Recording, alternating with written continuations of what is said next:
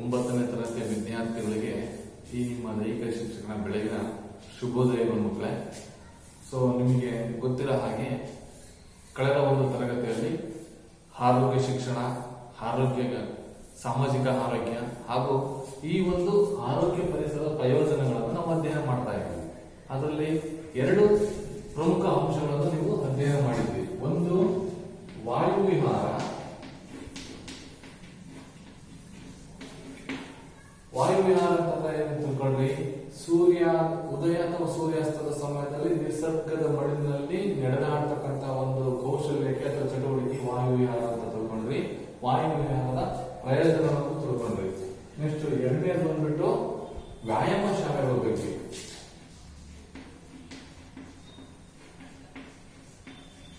ಈ ವ್ಯಾಯಾಮ ಶಾಲೆಗಳು ಅಂತಕ್ಕಂಥದ್ರ ಬಗ್ಗೆ ನೀವು ತಿಳ್ಕೊಂಡಿದ್ರಿ. ಏನು ವ್ಯಾಯಾಮ ಶಾಲೆ ಅಪ್ಪ ಅಂತಂದ್ರೆ, ಒಂದು ಸುಸಜ್ಜಿತವಾದ ಒಂದು ಸ್ಥಳದಲ್ಲಿ ಉಪಕರಣ ಸಹಿತ ಮತ್ತು ಉಪಕರಣ ರಹಿತ ನಮ್ಮ ದೇಹದ ಅಂಗಾಂಗಗಳಿಗೆ ಉಪಯೋಗಿಸಿ ಆ ಒಂದು ವ್ಯಾಯಾಮವನ್ನು, ಅದು ವೈಜ್ಞಾನಿಕ ರೀತಿಯಲ್ಲಿ ಅನುಕೂಲಕರವಾದಂತಹ ಒಂದು ರೀತಿಯಲ್ಲಿ ಉಪಕರಣ ಸಹಿತ ಮತ್ತು ಉಪಕರಣ ರಹಿತ ವ್ಯಾಯಾಮಗಳನ್ನು ಮಾಡ್ತಕ್ಕಂಥ ಒಂದು ಕೌಶಲ್ಯಕ್ಕೆ ನಾವು ವ್ಯಾಯಾಮ ಶಾಲೆ ಅಂತ ಅಂದ್ಬಿಟ್ಟು ನಾವು ಕರೆದಿದ್ವಿ. ಇವೆರಡು ಅಂಶಗಳನ್ನ ಕಳೆದ ತರಗತಿಯಲ್ಲಿ ತಿಳ್ಕೊಂಡಿದ್ವಿ. ಅಂದ್ರೆ ಉತ್ತಮ ಆರೋಗ್ಯವನ್ನು ಪಡೆಯಲು ನಾವು ಅಗತ್ಯವಾದಂತಹ ಉಪಕರಣಗಳು ಸಹಿತ ಮತ್ತು ಉಪಕರಣ ರಹಿತ ಮಾಡ್ತಕ್ಕಂಥ ವ್ಯಾಯಾಮಗಳನ್ನು, ಅದು ವೈಜ್ಞಾನಿಕ ರೀತಿಯಲ್ಲಿ ಸುಸಜ್ಜಿತವಾದ ಒಂದು ಸ್ಥಳದಲ್ಲಿ ಮಾಡ್ತಕ್ಕಂಥ ವ್ಯಾಯಾಮ ಶಾಲೆಗಳನ್ನ ನಾವು ಕರೀತೀವಿ.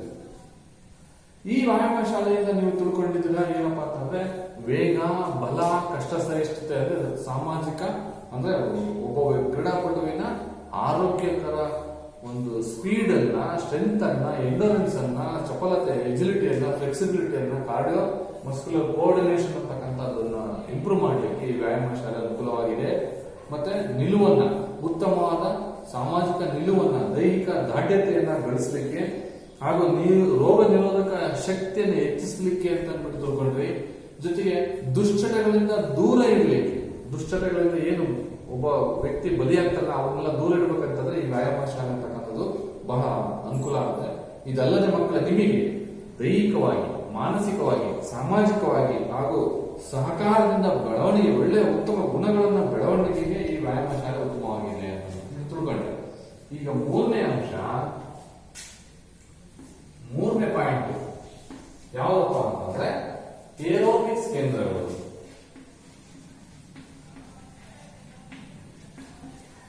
ಏರೋಬಿಕ್ಸ್ ಕೇಂದ್ರಗಳು ಏರೋಬಿಕ್ಸ್ ಕೇಂದ್ರಗಳು ಅಂತಂದ್ರೆ ನಿಮಗೆ ಗೊತ್ತಿದೆ, ಏರೋಬಿಕ್ಸ್ ನಾವು ಮಾಡ್ತೀವಿ 15 ಎಕ್ಸರ್ಸೈಸ್ ಮಾಡ್ತೀವಿ. ಏರೋಬಿಕ್ಸ್ ಸ್ಟಾರ್ಟಿಂಗ್ ಇಂದ ಯಾವುವು ಆನ್ ದ ಸ್ಪಾಟ್ ಅಲ್ಲೇ ಸ್ಟೆಪ್ಸ್ ಇರೋದು, forward step, side word step, side word ಅಲ್ಲಿ 2 ಸ್ಟೆಪ್ಸ್, ಮತ್ತೆ ಮ್ಯಾಂಬೋ, ಪಿವಟ್, ಕ್ಲಾಪ್ಸ್, ಜಂಪ್, ಹೀಗೆ ಒಂದೊಂದು ರೀತಿಯ 15 ಏರೋಬಿಕ್ಸ್ ಗಳನ್ನು ನಿಮಗೆ ಕಲಿಸಿದ್ರು ಮಕ್ಕಳು. ಸೊ ಆ ಎಕ್ಸರ್ಸೈಸ್ ಅನ್ನ ಕಲಿಸಲಿಕ್ಕೆ ಅದರದೇ ಆದಂತಹ ಒಂದು ಕೇಂದ್ರ ಇದೆ. ಹೆಂಗೆ ವ್ಯಾಯಾಮ ಶಾಲೆಗೆ ಜಿಮ್ಗಳು ಒಂದು ಸುಸಜ್ಜಿತ ಸ್ಥಳ ಇದೆಯಲ್ಲ, ದುಡ್ಡು ಕೊಟ್ಟು ಪೇ ಸ್ಕಿಲ್, ಅದು ಟ್ಯೂಷನ್ ತರ ಇದೆ. ಅದೇ ತರ ಇದು ಏರೋಬಿಕ್ಸ್ ಕೇಂದ್ರ ಅಂತಂದದ್ದು ನಾವು ಇಲ್ಲಿ ಕಲಿಸ್ತೀವಲ್ಲ ಮಕ್ಕಳ ಪ್ರತಿ ಸಾಟರ್ಡೆ, ಅದು ವಿತ್ ಮ್ಯೂಸಿಕ್. ಹೆಂಗಪ್ಪ ಅಂತಂದ್ರೆ, ಏರೋಬಿಕ್ಸ್ ಮಾದರಿಯ ವ್ಯಾಯಾಮಗಳನ್ನು ಮಾಡುವ ಸ್ಥಳಗಳಿಗೆ ಏರೋಬಿಕ್ಸ್ ಕೇಂದ್ರಗಳು ಎನ್ನುವರು.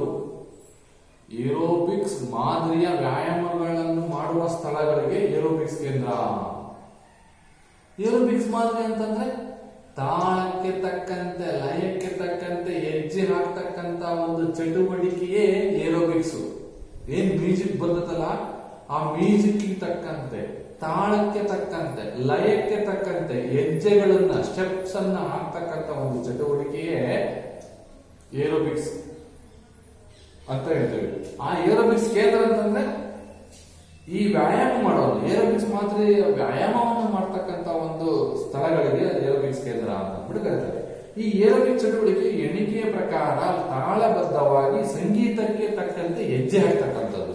ಮ್ಯೂಸಿಕ್ ಅಂತ ಹೇಳ್ತೀವಲ್ಲ, ಆ ಸಂಗೀತಕ್ಕೆ ತಕ್ಕಂತೆ ಹೆಜ್ಜೆ ಹಾಕುತ್ತಾ ಮಾಡ್ತಕ್ಕಂಥ ಚಟುವಟಿಕೆಯೇ ಏರೋಬಿಕ್ಸ್ ಅಂತ ಅಂದ್ಬಿಟ್ಟಿದ್ದಾರೆ. ಕರಿತೀವಿ. ಇಲ್ಲಿ ಈ ಚಟುವಟಿಕೆಯಲ್ಲಿ ಜೊತೆಯಲ್ಲಿ ಮನರಂಜನೆ ದೊರಕುತ್ತದೆ, ಎಂಟರ್ಟೈನ್ಮೆಂಟ್ ದೊರಕುತ್ತದೆ ಮಕ್ಕಳಲ್ಲಿ. ಬರೀ ಎಕ್ಸಸೈಸ್ ಅಂತೆಲ್ಲ ಹೆಚ್ಚಿನ ಪ್ರಮಾಣದ ನಮಗೆ ಆಮ್ಲಜನಕ ಸಮೇತ ಸಿಗುತ್ತೆ. ಆಮ್ಲಜನಕದ ಸೇವನೆಯನ್ನು ಮಾಡುವ ಚಟುವಟಿಕೆ ಇದು ಏರೋಬಿಕ್ಸ್ ಮಾದರಿಯ ಒಂದು ಚಟುವಟಿಕೆ. ಇದರಿಂದ ಏನ್ ಪ್ರಯೋಜನ? ಏರೋಬಿಕ್ಸ್ ನಲ್ಲಿ ಆಗ್ತಕ್ಕಂಥ ಉಪಯೋಗಗಳು, ಪ್ರಯೋಜನಗಳು.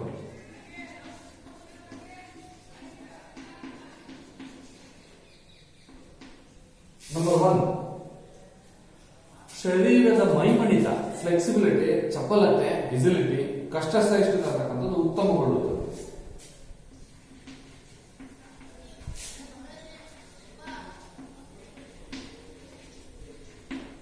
ಮೈಮಣಿತ, ಚಪಲತೆ, ಕಷ್ಟ ಸಹಿಷ್ಣುತೆ,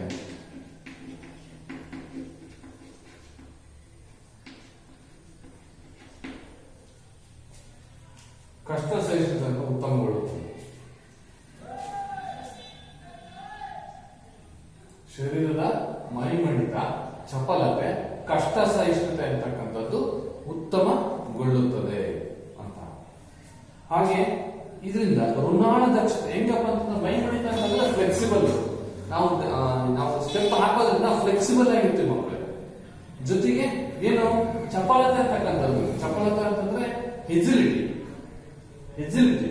ಕಷ್ಟ ಸಹಿಷ್ಣುತೆ. ಎಷ್ಟು ನಾವು ಎಕ್ಸೈಸ್ ಮಾಡಿದ್ರು ಎಷ್ಟು ನಾವು ಸುಸ್ತೇ ಆಗಲ್ಲ. ಯಾಕಂದ್ರೆ ಆ ಮ್ಯೂಸಿಕ್ ಅಲ್ಲಿ ನಾವು ಎಷ್ಟೊತ್ತು ನಾವು ಎಕ್ಸೈಸ್ ಮಾಡ್ತಿದ್ದವಪ್ಪ ಅನ್ನೋದೇ ಗೊತ್ತಲ್ಲ. ಅದೇ ಮ್ಯೂಸಿಕ್ ಇಲ್ದಲ್ಲ ನಾವು ಅಲ್ಲಿ ಗ್ರೌಂಡ್ ಅಲ್ಲಿ ಮಾಡಿಸಿ ನಮಗೆ ಒಂದು ½ ಬೇಡ ಒಂದು ಪೀರಿಯಡ್ ಮಾಡ್ತಿರಲ್ಲ. ಇಲ್ಲಿ ಗಂಟೆ ನೀವು ಸ್ಟೆಪ್ಸ್ ಅನ್ನು ಹಾಕ್ತೀರ ಮಕ್ಕಳು. ಆ ತರ ಒಂದು ಸ್ಟೆಪ್ಸ್ ಗಳು ಬರ್ತಾವೆ. ಮತ್ತು ಋಣಾಳ ದಕ್ಷತೆ ಅಂತಕ್ಕಂಥದ್ದು ವೃದ್ಧಿ ಆಗುತ್ತದೆ. ಋಣಾಳ ದಕ್ಷತೆ ಅಂತಕ್ಕಂಥದ್ದು ಹೆಚ್ಚುತ್ತೆ.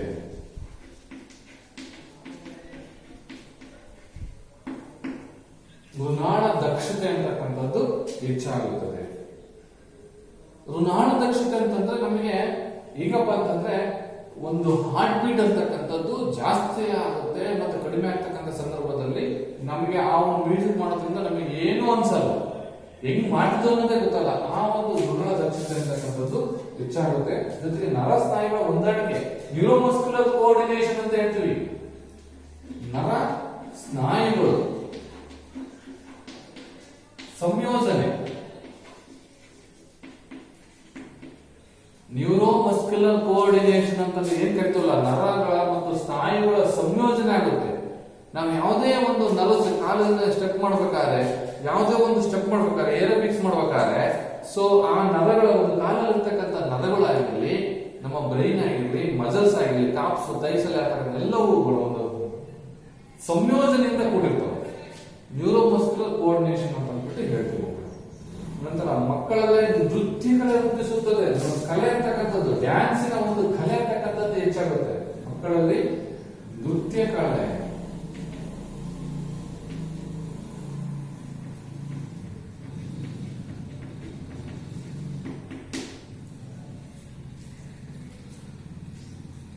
ಮಕ್ಕಳಲ್ಲಿ ನೃತ್ಯ ಕಲೆ ಅಂತಕ್ಕಂಥದ್ದು ಅಭಿವೃದ್ಧಿ ಪಡಿಸುತ್ತದೆ. ಅವರಿಗೆ ಕಲೆ ಅನ್ನೋದೇ ಗೊತ್ತಿರಲ್ಲ. ಫಸ್ಟ್ ಆಫ್ ಆಲ್ ಯಾವ್ದು ಡ್ಯಾನ್ಸ್ ಅಥವಾ ಕಲೆ, ಯಾವುದೋ ಒಂದು ವಿವಿಧ ರೀತಿಯ ನೋಡಿ, ಜಾನಪದ ಕಲೆಗಳು ಬರ್ತವೆ, ಸಾಂಸ್ಕೃತಿಕ ಮತ್ತೆ ಬಾಂಗ್ಲಾ ಡ್ಯಾನ್ಸ್, ವಿವಿಧ ರೀತಿಯ ಡ್ಯಾನ್ಸ್ಗಳು ಬರ್ತಾವ ಮಕ್ಕಳಿಗೆ. ಬ್ರೇಕ್ ಡ್ಯಾನ್ಸ್, ಅವು ಇವು ಚಲನಚಿತ್ರ ನೋಡಿರ್ಬೋದು. ಆದ್ರೆ ಇಲ್ಲಿ ಕಲೆ ಒಂದು ಡೋಳು ಕುಣಿತ, ವೀರಗಾಸೆ ಎಲ್ಲ ಒಂದು ಸ್ಟೆಪ್ ಇರ್ತವೆ. ಆ ಸ್ಟೆಪ್ಗಳನ್ನು ನಾವು ಕಲಿಯೋದ್ರಿಂದ ಅದೊಂದು ಕಲೆ ಮಕ್ಕಳೇ. ನಂದಿಕೋಲ್ ಕುಣಿತ ಆಗ್ಬೋದು, ಡೋಳು ಕುಣಿತ ಆಯ್ತು, ವೀರಗಾಸೆ ಆಗ್ಬೋದು, ಮಲ್ಲಕಪ್ಪ ಆಗ್ಬೋದು, ಯಾವ್ದಾದ್ರು ಒಂದು ಡ್ಯಾನ್ಸ್ ಇರ್ತದಲ್ಲ ಮಕ್ಕಳ, ಆ ಡ್ಯಾನ್ಸ್ ಅಲ್ಲಿ ಮಕ್ಕಳಲ್ಲಿ ನಿಮಗೆ ಆ ಕಲೆಯನ್ನು ವೃದ್ಧಿಸಬೇಕಾದ್ರೆ ಏರೋಬಿಕ್ಸ್ ಕೇಂದ್ರಗಳ ಸಹಾಯದಿಂದ, ಜೊತೆಗೆ ಚಟುವಟಿಕೆಯ ಜೊತೆಗೆ ಮನರಂಜನೆ, ಎಂಟರ್ಟೈನ್ಮೆಂಟ್ ಸಿಗುತ್ತೆ. ಮನರಂಜನೆ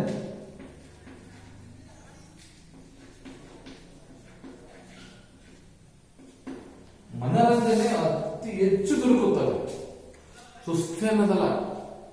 ನೀವು ಏರೋಬಿಕ್ಸ್ ಅಂತಂದ್ರೆ ನೀವು ಗ್ರೌಂಡ್ ಅಲ್ಲಿ ನೋಡಿ, ಏರೋಬಿಕ್ಸ್ ಅಂತ ಅಂದ್ಬಿಟ್ಟು ಸಾಕು, ನೀವೇ ಎಲ್ಲ ಕರೆಕ್ಟ್ ನಿಂತ್ಕೊಂಡ್ಬಿಡ್ತಾರ ಪೊಸಿಷನ್ ತಗೊಂಡು. ಯಾಕೆ?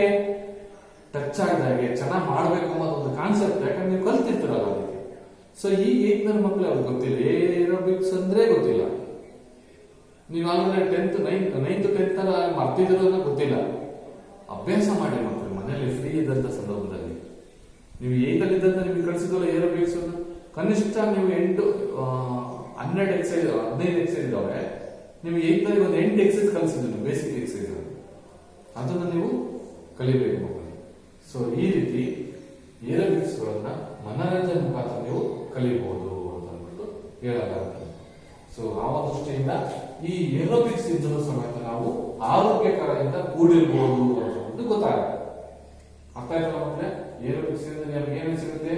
ಮೈ ಮಣಿತ, ಫ್ಲೆಕ್ಸಿಬಿಲಿಟಿ ಅಂತಕ್ಕಂಥ ಸಿಗುತ್ತೆ, ಎಜಿಲಿಟಿ ಅಂತಕ್ಕಂಥದ್ದು ಸಿಗುತ್ತೆ, ಮತ್ತು ಎಂಡೋರೆನ್ಸ್ ಅಂತಕ್ಕಂಥದ್ದು ಸಿಗುತ್ತದೆ, ಮತ್ತು ದೃಢ ದಕ್ಷತೆ ಅಂತಕ್ಕಂಥದ್ದು ಹೆಚ್ಚಾಗುತ್ತದೆ. ನಮ್ಮಲ್ಲಿ ಏನು ಒಂದು ಪವರ್ ಅಂತಕ್ಕಂಥದ್ದು ಬರುತ್ತದೆ.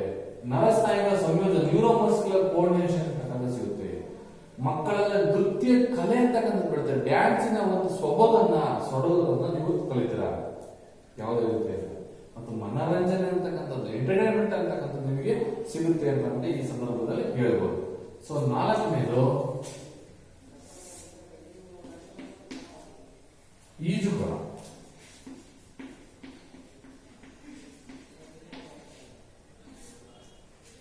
ಈಜುಕೊಳ ಏನ್ ಸ್ವಿಮ್ಮಿಂಗ್ ಪೂಲ್ ಅಂತ ಇದೆ.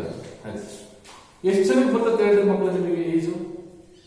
ಕೆಲವೇ ಕೆಲವರು. ಫಸ್ಟ್ ನೀವು ಮೊದಲು ಈಜನ್ನ ಕಲಿಬೇಕು, ಸ್ವಿಮ್ಮಿಂಗ್ ಅನ್ನ ಕಲಿಬೇಕು. ಯಾಂಗಾದ್ರೂ ಸರಿನೇ ನೀವೇನಪ್ಪ ಅಂತಂದ್ರೆ ಹೆಂಗ್ ಕಲಿತೀರಾ? ಕುತ್ತಿಗೆಯಿಂದ ಒಳಗೆ ನಾವು ನೀರಲ್ಲಿ ನಿಂತ್ಕೊಂಡ್ರೆ ನಮಗೆ ಚೆಸ್ಟಿಗೆ ಬರ್ಬೇಕು. ಇಂಥ ಒಂದು ತೊಟ್ಟಿ ಅಥವಾ ಒಂದು ಇಷ್ಟು ಮಟ್ಟಿಗೆ ಇರತಕ್ಕಂಥ ನೀರೆಲ್ಲ ನೀವು ಕಲಿತ್ರೆ ನೀವು ನಿಂತ್ಕೋಬಹುದು. ನಿಂತ್ಕೊಂಡು ನೀವು ಇಷ್ಟು ಮಟ್ಟಿಗೆ ಆಳ ಇದೆಯಪ್ಪ ಅಂತ ನೀವು ನಿಂತ್ಕೊಂಡ್ರೆ ಸಾಕು, ನಿಮಗೆ ಏನು ಜೀವದ ಭಯ ಇರಲ್ಲ. ಅಂತದ್ರಲ್ಲಿ ನೀರಲ್ಲಿ ನೀವು ತೇಲ್ತಕ್ಕಂಥ ಒಂದು ಕೌಶಲ್ಯ, ನೀರಿನಲ್ಲಿ ತೇಲ್ತಕ್ಕಂಥ ಕೌಶಲ್ಯ ಈಜು ಅಂತೀವಿ. ನೀರಿನಲ್ಲಿ ತೇಲುವ ಒಂದು ಕೌಶಲ್ಯಕ್ಕೆ ಈಜು.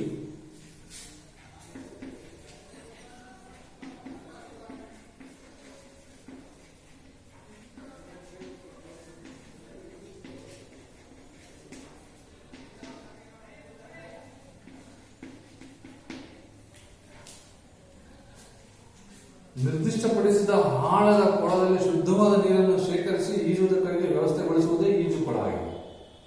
ನೀರಿನಲ್ಲಿ ತರ್ತಕ್ಕಂಥ ಕೌಶಲ್ಯಕ್ಕೆ ಈಜು ಅಂತ ಕರಿತೀವಿ. ಈಜು ಕೊಳ ಅಂತಂದ್ರೆ ಶುದ್ಧವಾದ ಆಳವಾದ ಒಂದು ಕೊಳದಲ್ಲಿ ಶುದ್ಧವಾದ ನೀರನ್ನ ಸೇಕರಿಸಿ ಅದು ಈಜಾಡ್ತಕ್ಕಂಥ ಒಂದು ವ್ಯವಸ್ಥೆ ಮಾಡತಕ್ಕಂಥ ಒಂದು ಕೊಳನೇ ಈಜು ಕೊಳ.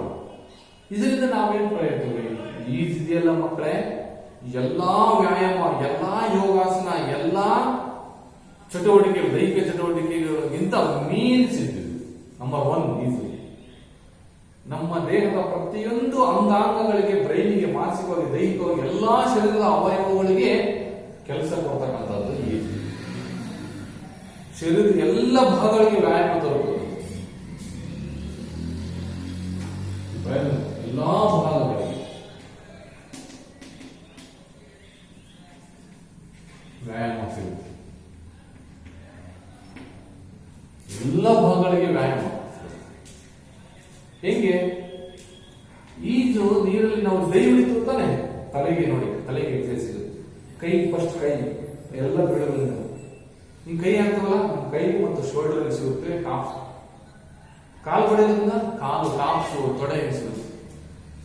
ಮತ್ತೆ ಹಿಮ್ಮಕ್ಕದಾಗಿ ಈಜೋಡೋದ್ರಿಂದ ನಮ್ಮ ಬೆನ್ನಿನ ಮೇಲೆ ಎಲ್ಲ ಭಾಗಕ್ಕೂ ಎಕ್ಸೈಸ್ ಆಗ್ತಕ್ಕಂಥ. ಅದಕ್ಕೆ ಏನಂತೀವಿ? ನರ ಸ್ನಾಯುಗಳ ಹೊಂದಾಣಿಕೆ ಉತ್ತಮಗೊಳ್ಳುತ್ತದೆ.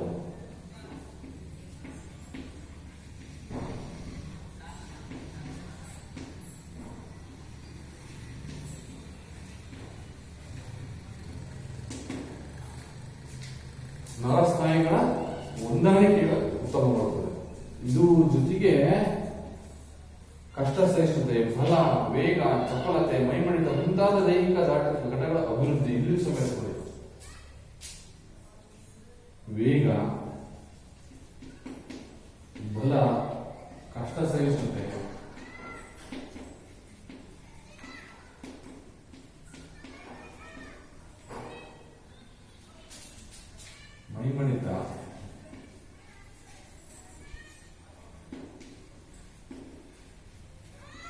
ಚಪಲತೆ ಇವೆಲ್ಲಕ್ಕೂ ಅಭಿವೃದ್ಧಿ ಪಡಿಸುತ್ತದೆ. ನೆಕ್ಸ್ಟ್ ದೃಢಾಳ ದಕ್ಷತೆ ಅಂತಕ್ಕಂಥದ್ದು ಇಲ್ಲಿ ಸಮಯ ದೃಢಾಳ ದಕ್ಷತೆ ಅಂತಕ್ಕಂಥದ್ದು ಇಲ್ಲಿ ಹೆಚ್ಚಾಗುತ್ತೆ.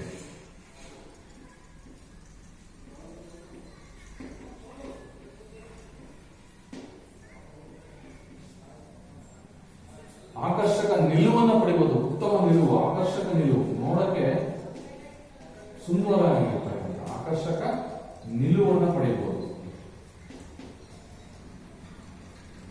ನೆಕ್ಸ್ಟ್ ಸ್ಪರ್ಧೆಗಳಲ್ಲಿ ಭಾಗವಹಿಸುವುದರಿಂದ ಉನ್ನತ ಮಟ್ಟದ ಸ್ಥಾನ ಪಡೆಯುವ ಮೂಲಕ ಸಮಾಜದಲ್ಲಿ ಉತ್ತಮ ಸ್ಥಾನಮಾನವನ್ನು ಒಂದು ಸಮಾಜದಲ್ಲಿ ಒಳ್ಳೆಯ ವ್ಯಕ್ತಿಯನ್ನು ಗುರುತಿಸ್ತಾರೆ.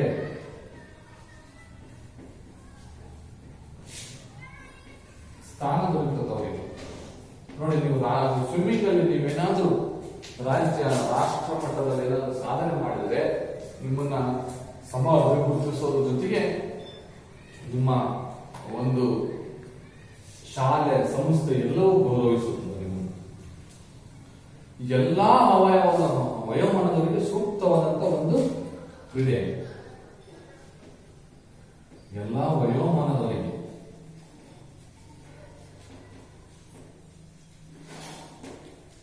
ವಯೋಮಾನದವರಿಗೆ ಕೊಡ್ತಕ್ಕಂಥ ಒಂದು ಸೂಕ್ತವಾದಂತಹ ಒಂದು ಕ್ರೀಡೆಯಾಗಿದೆ ಯಾವುದು ಈ ಸ್ವಿಮ್ಮಿಂಗ್ ಪೂಲ್ ಅಂತಕ್ಕಂಥದ್ದು. ಈಜುಕೊಳ ಗೊತ್ತಾಯ್ತಲ್ಲ, ಈಜು ಅಂದ್ರೆ ಗೊತ್ತಾಯ್ತಲ್ಲ ಮಕ್ಕಳೇ, ನೀರಿನಲ್ಲಿ ತೇಲುವ ಕೌಶಲ್ಯಕ್ಕೆ ನಾವು ಈಜು, ನೀರಿನಲ್ಲಿ ತೇಲುವ ಕೌಶಲ್ಯಕ್ಕೆ ಈಜು. ಎಲ್ಲಾ ಭಾಗಗಳಿಗೆ ಇದು ವ್ಯಾಯಾಮ ಸಿಗುತ್ತದೆ. ನರಸ್ನಾಯುಗಳ ಹೊಂದಾಣಿಕೆ, ವೇಗ, ಬಲ, ಕಷ್ಟ ಸಹಿಷ್ಣುತೆ, ವ್ಯಾಯಾಮ, ಚಪಲತೆ ದೊರೆಯುತ್ತದೆ. ದೃಢಾಳ ದಕ್ಷತೆ ಇದರಲ್ಲೂ ಸಮೇತ ಅಭಿವೃದ್ಧಿ ಆಗುತ್ತದೆ. ಇದರಲ್ಲೂ ಸಮೇತ ಆಕರ್ಷಕ ನಿಲುವನ್ನು ಪಡೆಯಬಹುದು, ಸಮಾಜದಲ್ಲಿ ಸ್ಥಾನವನ್ನು ಪಡೆಯಬಹುದು ಸಮಾಜದಲ್ಲಿ. ಮತ್ತು ಎಲ್ಲಾ ವಯೋಮಾನಗಳು ಮಗುವಿನಿಂದ ವೃದ್ಧದವರೆಗೂ ವ್ಯಕ್ತಿಯನ್ನ ನೀವು ಪಡೆಯೋದ್ರಿಂದ ಈ ಒಂದು ಪರಿಸರದಲ್ಲಿ, ಆರೋಗ್ಯದ ಪರಿಸರದಲ್ಲಿ ನಾವು ಪಡೆಯಬಹುದು ಅಂತ ಹೇಳಬಹುದು ಮಕ್ಕಳೇ.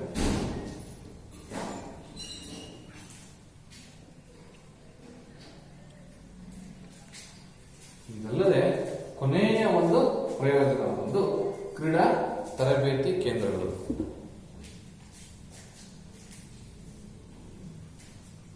ಐದನೇ ಅಂಶ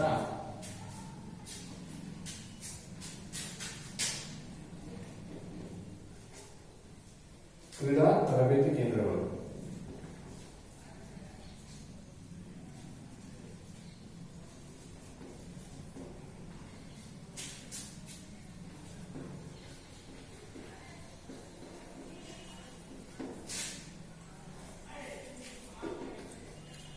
ಕ್ರೀಡಾ ತರಬೇತಿ ಕೇಂದ್ರಗಳು. ಈ ಕ್ರೀಡಾ ತರಬೇತಿ ಕೇಂದ್ರ ಅಂತಂದ್ರೆ ಒಂದೊಂದು ರಾಜ್ಯದಲ್ಲೂ ಒಂದೊಂದು ಕ್ರೀಡೆಗಳು ಇದಾವೆ. NIS ಮತ್ತೆ Sai sports authority of India, ಇವೆಲ್ಲ ಕ್ರೀಡಾ ತರಬೇತಿ ಕೇಂದ್ರಗಳ.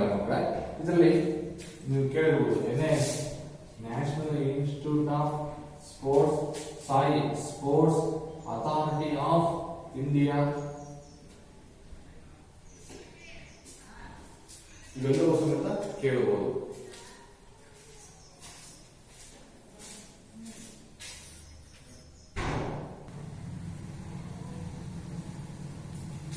ಮಕ್ಕಳ ಕ್ರೀಡಾ ತರಬೇತಿ ಕೇಂದ್ರದ ಬಗ್ಗೆ ನಾವು ಮಾತಾಡ್ತಾ ಇದ್ವಲ್ಲ. ಎಸ್, ಈ ಕ್ರೀಡಾ ತರಬೇತಿ ಕೇಂದ್ರ ಅಂತಂದ್ರೆ ಬೇರೆ ಯಾವುದೂ ಇಲ್ಲ, ಒಂದು ಕ್ರೀಡೆಗಳಲ್ಲಿ ರಾಜ್ಯ ಮತ್ತು ರಾಷ್ಟ್ರ, ಅಂತಾರಾಷ್ಟ್ರೀಯ ಮಟ್ಟದಲ್ಲಿ ನಮ್ಮ ರಾಜ್ಯ ಹಾಗೂ ರಾಷ್ಟ್ರದ ಕ್ರೀಡಾಪಟುಗಳ ಉತ್ತಮ ಸಾಧನೆ ಮಾಡುವ ಉದ್ದೇಶವನ್ನು ಗಮನದಲ್ಲಿಟ್ಟುಕೊಂಡು ಸ್ಥಾಪಿತವಾದ ಕೇಂದ್ರಗಳೇ ಕ್ರೀಡಾ ತರಬೇತಿ ಕೇಂದ್ರ. ನಮ್ಮ ರಾಜ್ಯದಲ್ಲಿ ಅಥವಾ ರಾಷ್ಟ್ರದಲ್ಲೇ ಆಗಲಿ, ಅಂತಾರಾಷ್ಟ್ರೀಯ ಮಟ್ಟದಲ್ಲೇ ಆಗಲಿ, ರಾಜ್ಯ ರಾಷ್ಟ್ರ ಕ್ರೀಡಾಪಟುಗಳು ಉತ್ತಮ ಸಾಧನೆ ಮಾಡುವ ಉದ್ದೇಶವನ್ನೇ ಇಟ್ಕೊಂಡು ಆ ಗಮನದಲ್ಲಿಟ್ಟುಕೊಂಡು ಸ್ಥಾಪಿತವಾದಂತಹ ಸಂಸ್ಥೆಗಳ ಕ್ರೀಡಾಕೂಟಗಳು. ಅಂತಹ ಕೇಂದ್ರಗಳಂತಂದ್ರೆ national institute of sports SAI ಮತ್ತು ಸ್ಪೋರ್ಟ್ಸ್ ಅಥಾರಿಟಿ ಆಫ್ ಇಂಡಿಯಾ ರಾಷ್ಟ್ರೀಯ ಕ್ರೀಡಾ ಪ್ರಾಧಿಕಾರ.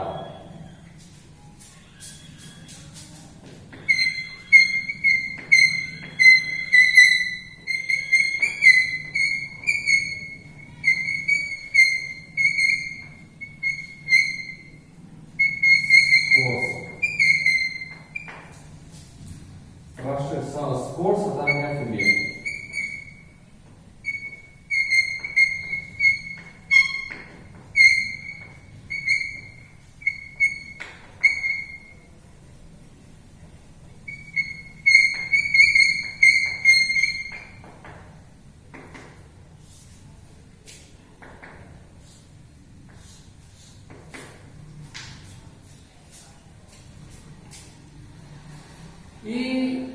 ಉದಾಹರಣೆ ನಮ್ಮ ಕರ್ನಾಟಕ ರಾಜ್ಯ ಕ್ರೀಡಾ ಪ್ರಾಧಿಕಾರ ಅಂತ ಬಿಟ್ಟು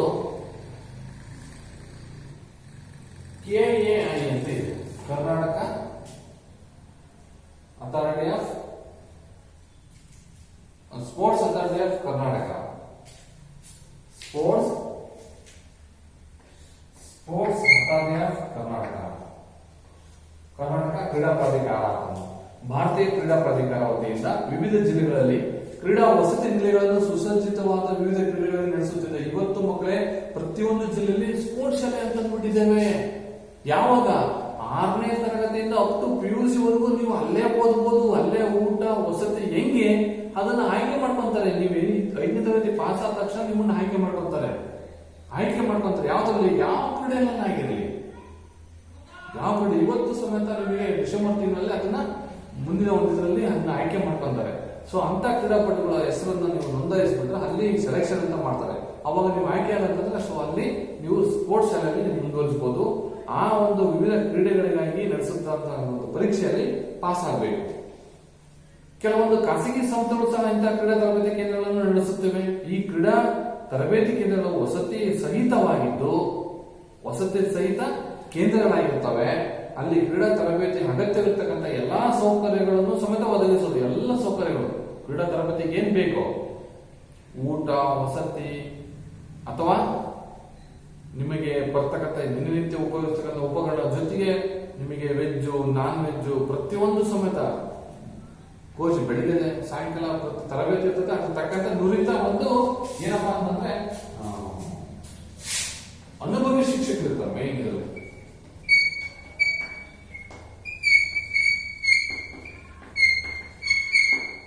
ಅನುಭವಿ ಶಿಕ್ಷಕರು ಇರ್ತಾರೆ. ಈ ಅನುಭವಿ ಶಿಕ್ಷಕರನ್ನ ಉಪಯೋಗಿಸಿಕೊಂಡು ಈ ಒಂದು ಕ್ರೀಡಾ ತರಬೇತಿ ಕೇಂದ್ರಗಳನ್ನ ತರಲಾಗುತ್ತದೆ. ಸೊ ಇಲ್ಲಿ ಇದ್ರ ಪ್ರಯೋಜನ ಏನಪ್ಪಾ ಅಂತಂದ್ರೆ ನಿರ್ದಿಷ್ಟಪಡಿಸಿದ ಕ್ರೀಡೆಗಳಲ್ಲಿ ಉತ್ತಮ ಮಟ್ಟ ತರಬೇತಿ ದೊರೆಯಿತು.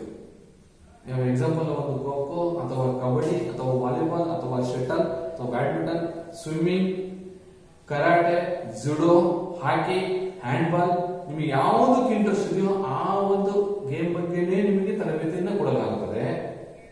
ರಾಷ್ಟ್ರ ಮಟ್ಟ ಅಂತಾರಾಷ್ಟ್ರೀಯ ಮಟ್ಟದಲ್ಲಿ ಉನ್ನತ ಮಟ್ಟದ ಸಾಧನೆ ಮಾಡಲು ಸಾಧ್ಯವಾಗುತ್ತದೆ. ಇಲ್ಲಿ ಮಕ್ಕಳ ಆತ್ಮವಿಶ್ವಾಸ ಮುಖ್ಯ. ಇಲ್ಲಿ ಆತ್ಮವಿಶ್ವಾಸ, ಧೈರ್ಯ, ಸಾಮಾಜಿಕ ಗುಣಗಳು ಮುಂತಾದ ಗುಣಗಳ ಅಭಿವೃದ್ಧಿಪಡಿಸಲು ಇದು ಸಹಕಾರಿಯಾಗುತ್ತದೆ. ಮಕ್ಕಳು ಕ್ರೀಡೆಯನ್ನು ವೃತ್ತಿಯನ್ನಾಗಿಸಲು ಸಾಧ್ಯವಾಗುತ್ತದೆ. ಮಕ್ಕಳು ನೀವು ಕ್ರೀಡೆಯನ್ನ ವೃತ್ತಿ ಆಗ್ಬೇಕು, ಅದೇ ಒಂದು ವೃತ್ತಿ ಆಗ್ಬೇಕು. ನೀವು ಅಭ್ಯಾಸಿ ಎಲ್ಲವೂ ಸಮೇತ ಅದೇ ನಿಮಗೆ ಆಗುತ್ತದೆ. ಮತ್ತು ಉತ್ತಮ ಸಾಮಾಜಿಕ ಸ್ಥಾನಮಾನವನ್ನು ಗಳಿಸಲು, ಸಮಾಜದಲ್ಲಿ ಉತ್ತಮ ಸ್ಥಾನಮಾನವನ್ನು ಪಡೆಯಬೇಕಪ್ಪ ಅಂತಂದ್ರೆ ನೀವು ಉತ್ತಮ ಸಾಮಾಜಿಕ ಒಳ್ಳೆ ಸಂಬಂಧವನ್ನು ಬೆಳೆಸೋದ್ರ ಜೊತೆಗೆ ಸಾಧ್ಯವಾದ ಮಟ್ಟಿಗೆ ಒಳ್ಳೆ ಶಿಕ್ಷಕರಾಗಿ ಸುಸಂಸ್ಕೃತ ಕ್ರೀಡಾಪಟುಗಳಾಗಿ ಹೊರಹೊಮ್ಮಲು ಸಾಧ್ಯವಾಗುತ್ತದೆ. ಸೊ ತರಬೇತಿ ಕೇಂದ್ರ, ಕ್ರೀಡಾ ತರಬೇತಿ ಕೇಂದ್ರ ಪ್ರಯೋಜನ ಅಂತಂದ್ರೆ ನಿಮಗೆ ಗೊತ್ತಿರಲಿ ಮಕ್ಕಳೇ, ಇದರಲ್ಲೂ ಸಮೇತ ಇಂಪಾರ್ಟೆಂಟ್ ಇರ್ತವೆ. ತರಬೇತಿ ದೊರೆಯುತ್ತದೆ ಜೊತೆಗೆ ರಾಷ್ಟ್ರ ಮತ್ತು ಅಂತಾರಾಷ್ಟ್ರೀಯ ಮಟ್ಟದಲ್ಲಿ ಸಾಧನೆ ಮಾಡಬೇಕು. ಸಾಧನೆ ರಾಷ್ಟ್ರ ಮತ್ತು ಅಂತಾರಾಷ್ಟ್ರೀಯ ಮಟ್ಟದ ಸಾಧನೆ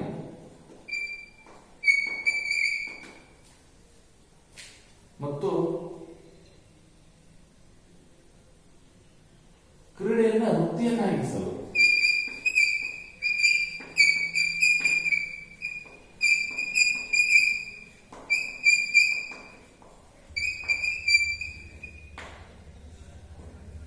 ಕ್ರೀಡೆಯನ್ನ ವೃತ್ತಿಯನ್ನಾಗಿಸಲು ಇದು ಸಹಕಾರಿಯಾಗುತ್ತದೆ. ಮತ್ತು ಆತ್ಮವಿಶ್ವಾಸ, ಮಕ್ಕಳಲ್ಲಿ ಆತ್ಮವಿಶ್ವಾಸ,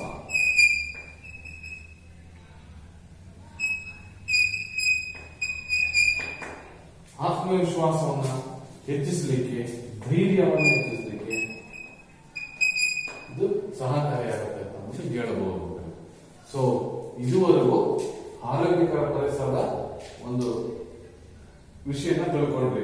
ಕಳೆದ ಒಂದು ತರಗತಿಯಲ್ಲಿ ವಾಯು ವಿಹಾರ ಮತ್ತು ವ್ಯಾಯಾಮ ತಿಳ್ಕೊಂಡ್ರೆ ಈ ಒಂದು ತರಗತಿಯಲ್ಲಿ ಏರೋಬಿಕ್ಸ್ ಮತ್ತು ಈಜುಕೊಳ ಹಾಗೂ ಕ್ರೀಡಾ ತರಬೇತಿ ಕೇಂದ್ರಗಳನ್ನು ನೀವು ತಿಳ್ಕೊಂಡು ಬಂದ್ರೆ ಇದರಲ್ಲಿ ಏನಾದರೂ ನಿಮಗೆ ಡೌಟ್ ಇದ್ರೆ ನೀವು ವಾಟ್ಸಪ್ ಅಥವಾ ಫೋನ್ ಮುಖಾಂತರ ನೀವು ತಿಳ್ಕೋಬಹುದು. ಧನ್ಯವಾದಗಳು. Thank you.